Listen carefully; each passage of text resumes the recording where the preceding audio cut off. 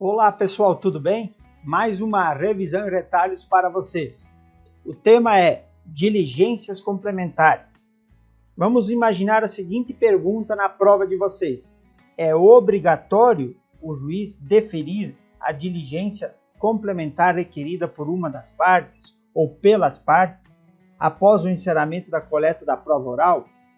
Imaginem uma audiência em que teve todo o seu curso. Vocês sabem que nós passamos por alterações em relação à ordem, à forma de coleta dessa prova oral recentemente no CPP, mas imagine que lá, quando se insera toda a coleta com o último ato, a questão do interrogatório do réu, do acusado, do denunciado nesse caso, e nós temos aí uma solicitação pelas partes de diligência para oficiar alguém, para ouvir mais uma testemunha, para fazer reabrir a instrução com a realização de uma acareação, exemplos do cotidiano prático de um processo da natureza penal que nós temos aí todos os dias acontecendo no nosso trabalho da magistratura, do judiciário. Nesse caso especificamente, você acha que esse direito da parte em nome do contraditório e da ampla defesa, direitos fundamentais previstos na Constituição, ele é um direito absoluto? O juiz é obrigado a aceitar e deferir isso? Ou ele pode, dentro do seu juízo, um juízo com alta carga subjetiva, deferir ou indeferir, e aí com as consequências práticas desse processo que, na hipótese de ser reconhecido em grau de recurso que aquela prova era necessária, toda a instrução será anulada e terá que ser refeita. O que você responderia se fosse questionado sobre isso? Vejam que esse foi o caso julgado pela 5ª turma do STJ, e lá essencialmente o ponto era exatamente essa descrição que eu resumi a vocês, em que uma das partes, depois de ter sido negado o seu pedido de diligências, questionou por meio do HC a nulidade ou suscitou a declaração de nulidade do processo exatamente pela falta.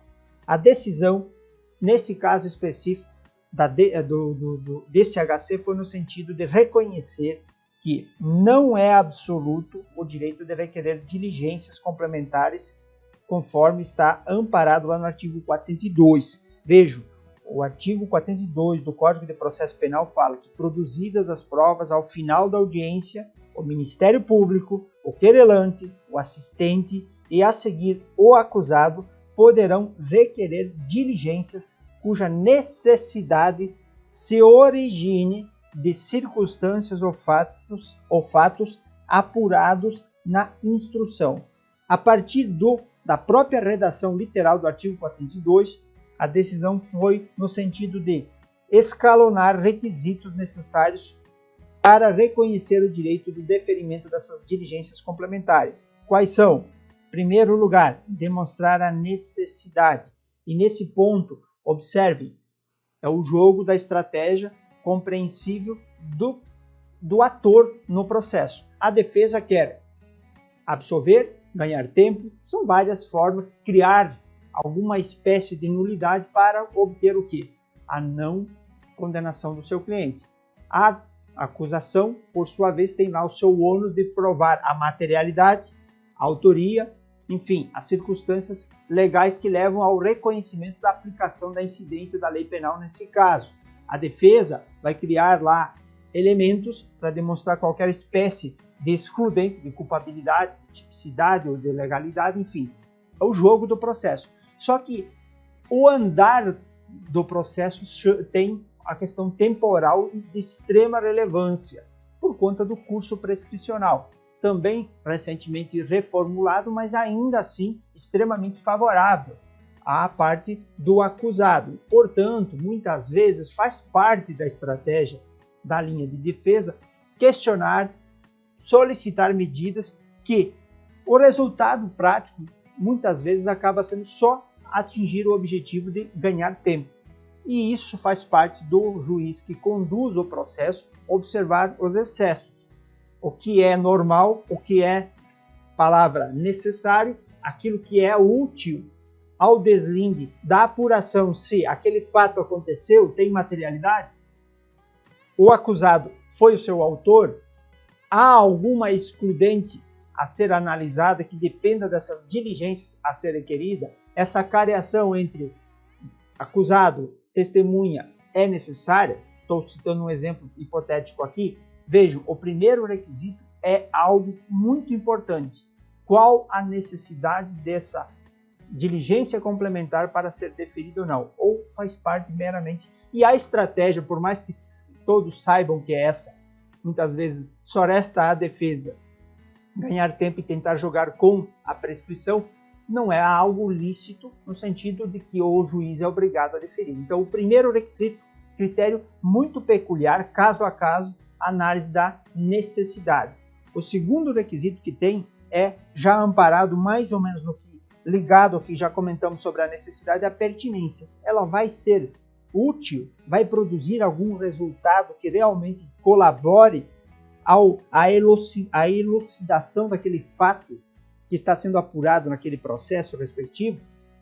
E mais, o terceiro requisito, ele fecha portas para um limite também da tolerância do não usar a diligência complementar para sanar uma deficiência intencional ou não, uma estratégia ou não, ou mesmo um lapso de profissionalismo da parte que não solicitou a medida no momento oportuno. Nós não podemos viver sob círculos de abre e fecha instrução. Reabrir uma instrução é exceção, e exceção tem que ser interpretada de maneira restritiva. Esse é o cuidado, esse é o alerta que tem para futuros juízes a observância. Nós não podemos usar o poder da caneta para tolher o direito da defesa, mas também nós não podemos ser coniventes com o abuso. Uma coisa é garantir o direito de defesa, outra coisa é tolerar o abuso de defesa. E nesse ponto, muitas vezes, o que se observa é que nesse momento das diligências, lá quem senta na sala da audiência sabe, percebe, tem essa responsabilidade de decidir se defere ou não, é que muitas vezes os pedidos vêm para sanar muito mais que uma estratégia, e sim uma omissão profissional de quem conduziu a defesa ou quem conduziu a acusação, porque não é incomum a própria acusação vir solicitar, tentar sanar, quando ela percebe que a linha de acusação foi desmontada por meio da linha das teses defensivas e da prova colhida, surgem algumas tentativas de ressuscitar a forma como foi feita a denúncia ou a queixa, e nesse caso, a própria acusação ela se vale da tentativa das diligências complementares para tentar fazer o renascer da sua linha de defesa do seu objeto dentro do processo. Então, o terceiro item, ele está ligado exatamente a isso, ao marco temporal. Esse nascedouro, a justificativa da realização dessas diligências, a palavra é complementar. O sistema ele garante a todas as partes, no seu momento oportuno, o seu direito de requerer. E o juiz aqui tem a missão fundamental de garantir a equidistância, garantir a isonomia de tratamento, fazer valer, sim, o manto sagrado da nossa Constituição que diz direito à ampla defesa e o contraditório. Dai as armas e cada um sabe usar.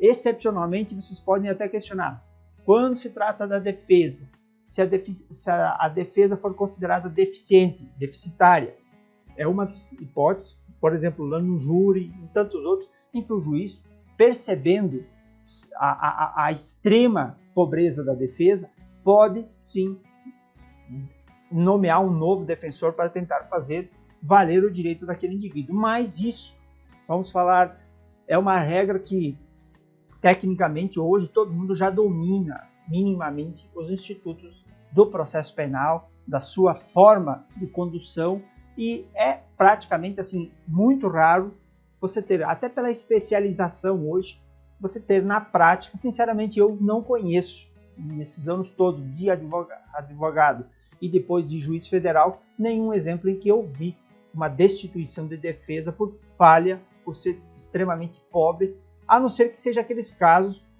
do ouvir dizer que era intencional a forma da omissão, até de comum acordo, para tentar realmente tumultuar o processo. E aí sim aí cabe ao juiz, no caso pontual, aplicar os seus rigores. Temos aí, inclusive está me vindo à mente agora aqui, a lembrança de que nós tivemos uma decisão do Supremo recente validando aquela multa penal considerada excessiva pela OAB, que foi o objeto do questionamento do Supremo, que está no CPP para a hipótese, por exemplo, do defensor abandonar sem justificativa o processo. E ela é em salários mínimos e ela é extremamente alta e foi confirmada a constitucionalidade dela. Ou seja, a ideia é dar sim o direito à parte, mas controlando sempre para não se ter de um lado ou de outro os abusos que possam levar. Esse era o ponto, essa é a ideia de diligências complementares, desde que pertinentes, necessárias e fruto de algo do debate que surgiu ali, no momento do início da coleta das provas, você vai fazer sim análise e deferir ou não. O que significa na prática esse marco temporal? Quando ele inicia? Se nós estamos falando de uma diligência complementar ligada à instrução, não é lá da fase prévia, não é a falta de alguma coisa, um elemento anterior, é algo que tenha surgido nos debates. Normalmente, ou você vai ter o que é a regra, a coleta da prova oral por meio da coleta dos depoimentos das testemunhas, vamos ter eventualmente uma diligência técnica, perícia, uma solicitação eventualmente de um ofício, por exemplo, de uma quebra de sigilo bancário, sigilo telefônico, em que vem um elemento de prova com uma leitura deficitária ou em códigos, ou que ela está, quando nós trabalhávamos mais com o processo penal, processo físico, era muito comum documentos virem ilegíveis, aí você tinha que reexpedir um ofício. Veja, são coisas nessa linha que se amoldam essa hipótese de diligências complementares. Uma careação. Agora, o cidadão deixou de arrolar uma testemunha, e aí ele vem e solicita na forma de diligências complementares, passou o tempo. É diferente de uma testemunha referida, em que alguém, no curso da instrução, não se tinha conhecimento, ou ao menos naquele momento não se valorava, ou não se tinha a dimensão da importância do papel daquela pessoa para a instrução. Então, naquele caso, você pode fazer. Lembrando que o juiz, em algumas exceções muito restritivas, e a exceção é restritivo, sempre se interpreta, também poderá eventualmente conduzir, ou até mesmo a questão do número de testemunhas a extrapolar. Nessa hipótese, também alguma coisa assim. Hoje, já no processo penal, por força até mesmo da ordem de coletas, é quase que fora do comum usar as testemunhas do juízo, que nós tínhamos muito no passado. Então, cuidado, hoje é muito restrito isso. Hoje, o juiz é o receptor da prova. O show tem que ficar com as partes, tanto é que as perguntas hoje, durante a instrução, já não são mais feitas como no passado, em que o magistrado ouvia a pergunta lá da defesa ou da acusação e ele traduzia nas suas palavras para a testemunha responder. Hoje as perguntas são feitas de maneira direta, objetiva, e ali, inclusive, temos a situação de muitas declarações de nulidades. Nós temos visto nos nossos eventos de jurisprudência, quem acompanha sabe, de declaração. Por quê? Nulidade do processo, porque o juiz chamou essa condução e não deixou as partes fazer. O juiz atua nesse momento processual sublime do processo penal de uma maneira complementar, elucidativa. Ele é o receptor, ele tem que saber, sem demonstrar com habilidade, o que está se formando dentro da sua cabeça, o seu juízo de valor sobre absolver, condenar ou não, desclassificar. Existem todas as variantes dentro do processo. Mas é um tema que eu considero fundamental para a área federal e estadual. Algumas matérias, por exemplo, procuradorias, os concursos da área do controle fiscal, normalmente eles não avançam tanto porque ele não é muito do cotidiano, do exercício da atividade, e esse é um critério que eu sempre adotei quando concurseiro, se aquilo era matéria que poderia ou não ser cobrada no meu concurso, se eu estudaria, priorizaria estudar ou não. Conhecimento sempre é importante, mas a gente sabe que não é possível absorver e conhecer tudo. Nós temos que ter critérios, e um dos critérios que eu adotava e adoto, e é por isso que eu deixo essas dicas no final das nossas pequenas menções aqui, exatamente isso. Uma orientação para quem está um pouco mais no início da caminhada, ter uma noção se isso vale a pena estudar ou não, dependendo do seu sonho, da sua área, do seu concurso. Essa era a dica em detalhes desse momento. Espero que vocês tenham gostado. Se gostaram, como eu tenho pedido, colabore aí, compartilhe com os seus amigos, colegas, conhecidos e até mesmo para operadores do direito como um todo, porque isso acaba sendo uma forma de se manter também atualizado em relação à jurisprudência dos nossos tribunais superiores. Muito obrigado e até a próxima.